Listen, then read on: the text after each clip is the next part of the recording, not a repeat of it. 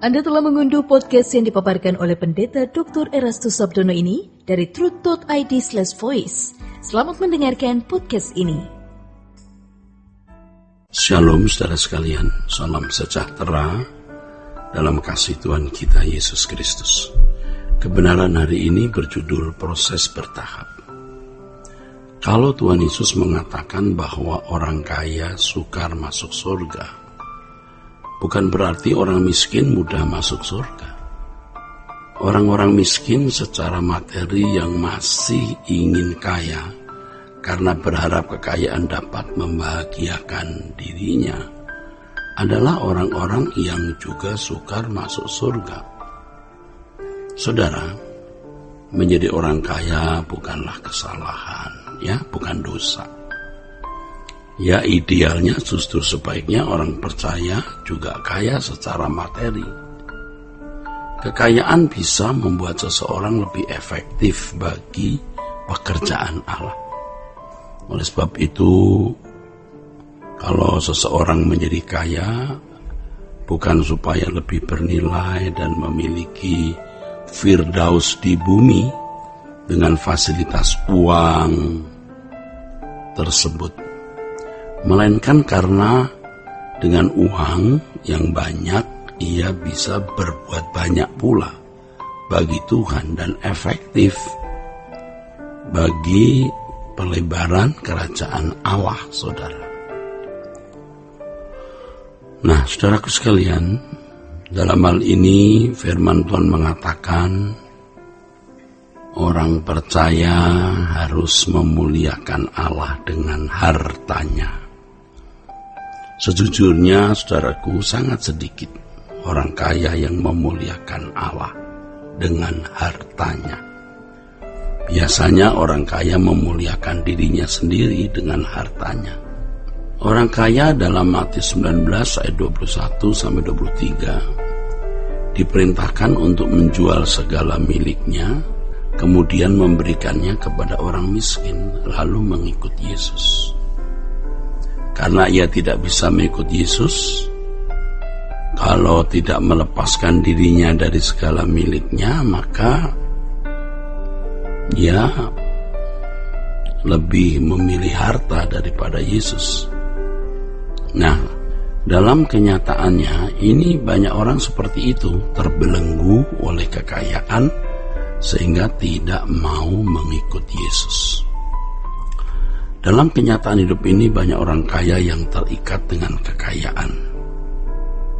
Tapi ada pula yang tidak terikat. Nah, orang-orang kaya yang tidak terikat ini beruntung sekali karena dia bisa berkarya bagi Tuhan. Sebaliknya banyak orang miskin yang masih terikat kekayaan juga.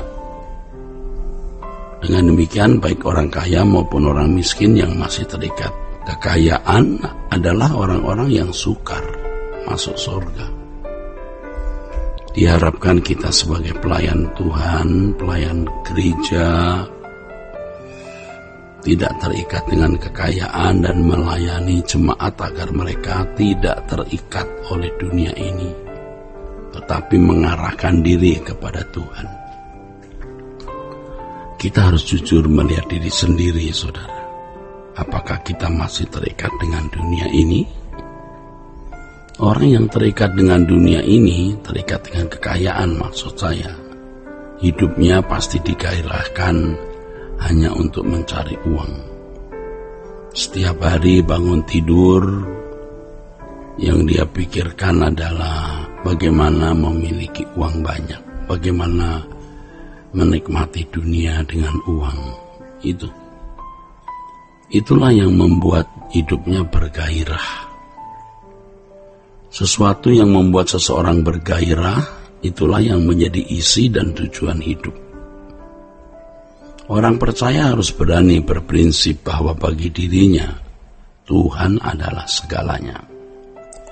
Orang percaya seperti ini berkata, aku bahagia memiliki Tuhan. Tuhan satu-satunya kebahagiaanku. Nah, orang percaya seperti ini tidak memperhitungkan sesuatu sebagai dapat menggembirakan atau membahagiakan hatinya. Orang percaya yang memiliki sumber kebahagiaan selain Allah berarti memiliki berhala atau ilah lain.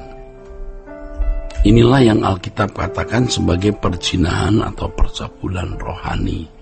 Kalau ada orang Kristen terkadang seperti ini, berarti ia tidak menjadi perawan suci di hadapan Allah. Ini berarti juga orang tersebut tidak layak menjadi mempelai Tuhan. Saudara, sebagai orang percaya, kita harus memiliki langkah yang berani dengan berprinsip bahwa Tuhan satu-satunya kebahagiaan kita. Kita harus berani melepaskan diri dari segala ikatan dunia juga. Kemudian lambat laun selera jiwa kita pasti berubah.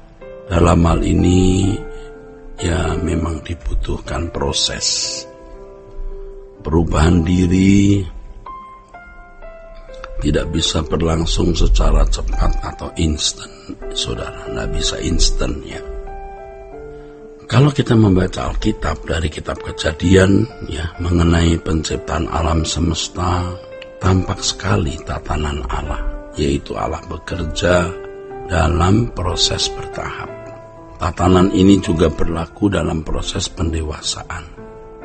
Tidak ada cara mudah untuk menjadi dewasa atau tidak ada cara gampang untuk menjadi seorang yang berkenan kepada Allah. Salah satu ciri dari ajaran yang tidak sesuai Alkitab adalah keselamatan sebagai sesuatu yang dapat diterima atau dialami secara instantly. Keselamatan harus dipahami sebagai suatu proses, saudara, yaitu usaha Allah mengembalikan manusia ke rancangannya semula.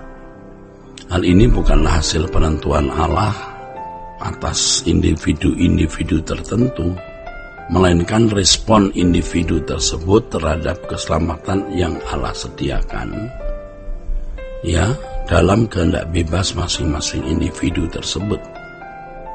Dengan demikian, keselamatan itu adalah sesuatu yang harus diperjuangkan. Untuk memperoleh hidup yang kekal, yang sama dengan memiliki hidup sesuai rancangan Allah semula, orang kaya dalam Matius 19 harus memperjuangkannya.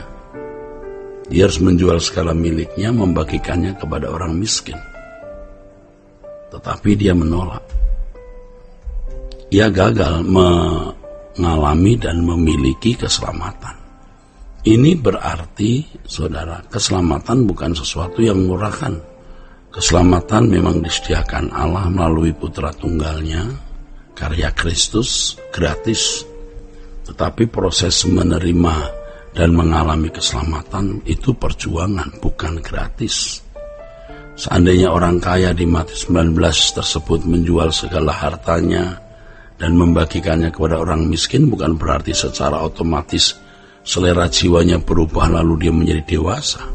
Tetap harus ada proses untuk terlepas dari ikatan dunia ya. Perubahan seseorang akan terjadi atau berlangsung secara bertahap setelah melalui proses pendewasaan atau pemuritan.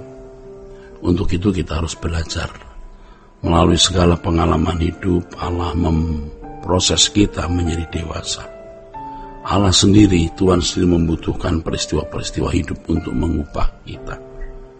Dan respon setiap individu itu yang menentukan apakah dia bertumbuh dewasa atau tidak. Oleh sebab itu, jangan menunda memberi diri di proses Allah untuk dikembalikan ke rancangannya semula. Ya, Tuhan memberkati saudara-saudara sekalian. Sola Gracia. Untuk berlangganan renungan harian dalam bentuk cetak, silakan hubungi Truth Literatur di nomor telepon 0878 7870 7000. Untuk mendapatkan CD khotbah, MP3 renungan Truth, dan CD album lagu produksi Sola Gracia, Anda dapat menghubungi di hari dan jam kerja di nomor telepon 021 638 60953. Tuhan Yesus memberkati. Sola Gracia.